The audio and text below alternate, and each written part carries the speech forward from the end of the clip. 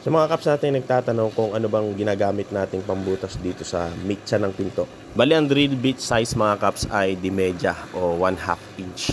Yan yung karaniwang ginagamit natin sa pagbubutas ng largero ng pinto. At sa iba pang mga projects natin. Naiiba lang yung drill bit size natin mga kaps kapag sa mga pinto na ng cabinets o di naman kaya medyo makitid na yung kahoy na bubutasan natin. Bali lahat ng projects natin mga kaps dito natin binubutasan sa ating table saw. Bali yung table saw shafting na ipinagawa natin ay may nakakabit na tayong drill chuck sa kabilang side. Ayan, ang makina natin mga kaps dyan ay 5 horsepower. Hindi na nga tayo bumili mga kaps ng press drill dahil eto na nga at nagpagawa tayo ng table saw shafting na meron siyang drill chuck sa dulo.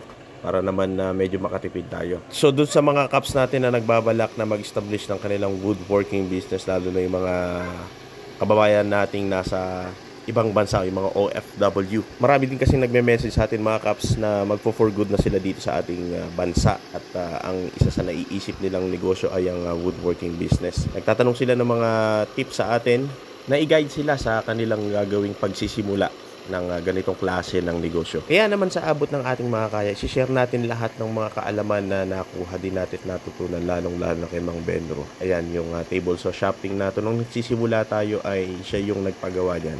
Kung mapapansin nyo yung table saw shafting natin, ayan, meron din siyang liha na naka-attach dyan para magamit natin dun sa mga kurbadang cuts na tinatabas natin sa banso para makinis natin. At yung kabilang dulo, ayan yung pinambubutas natin. At dito sa kabilang side, sa left side naman mga kaps ay yung ating table saw. Yan tayo nagtitis-test. Bali, kung mapapansin nyo yung ating table saw ay talagang homemade lang. Lahat yan ay ginawa ni Mang Benro mga kaps. Pati yung ating jointer planer na ginagamit.